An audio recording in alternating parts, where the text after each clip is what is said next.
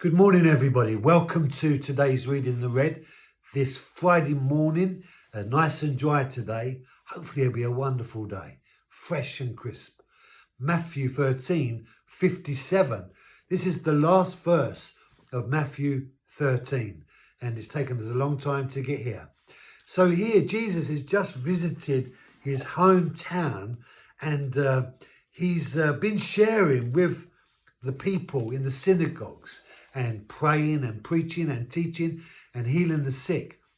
And they get a bit indignant by him. And in 57, Jesus responds to their offence, and he says this, "And they took offence at him. But Jesus said to them," and then written in red, "A prophet is not without honour except in his hometown and in his own household." So Jesus is saying he's been giving them the good stuff and they're not much interested in it. In fact, it says that he couldn't do many great works amongst them because their expectation of him was so low that they couldn't believe that this one they knew who had grown up amongst them was doing these things. And they was asking the question, how did he get to be able to do these things? And their unbelief of him, their lack of expectation of him, made them, as it were, unbelieving and hard-hearted towards not only the things he said, but the things he'd done as well.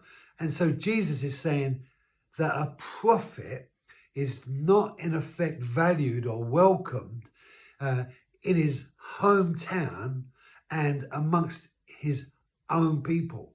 And the tension point in this revelation of truth that Jesus brings to his disciples is why? Why is it that they're not welcome? A prophet is not welcome. Why was Jesus not welcome amongst the people that knew him the best? Why is it? And the reality of that question in terms of the answer is that those who know you the most, those who have an insight into you the most, those who are closest to you, really scrutinize you and perceive you, as it were, for who you are in every facet of your existence. So they couldn't get past the fact that he was just an ordinary person, but now he was doing extraordinary things. And when a person becomes a Christian, it's a very similar thing.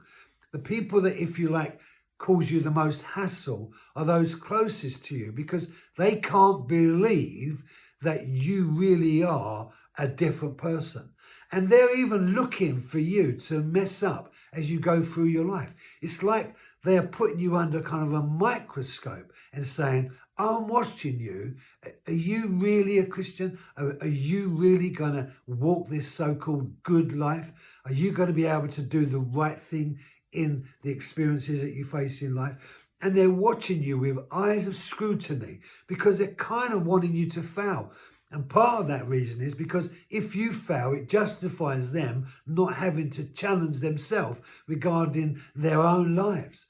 But if you succeed, then all of a sudden it puts a pressure on them because they feel this sense of obligation to ask themselves a question. Have you found the answer to life? Have you experienced something in your life that I need to be experiencing in my life? And so it presses them, it challenges them. And the reason why they were not prepared to accept Jesus in this experience is because they didn't want to change. They didn't want to address the issues in their life. And so they stayed aloof by keeping themselves separate, by saying, "What's going on with him? We're not interested in him."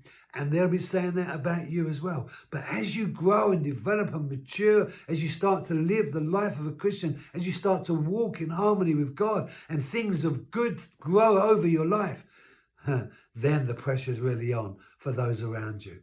Have a great weekend, and I'll see you on Monday morning.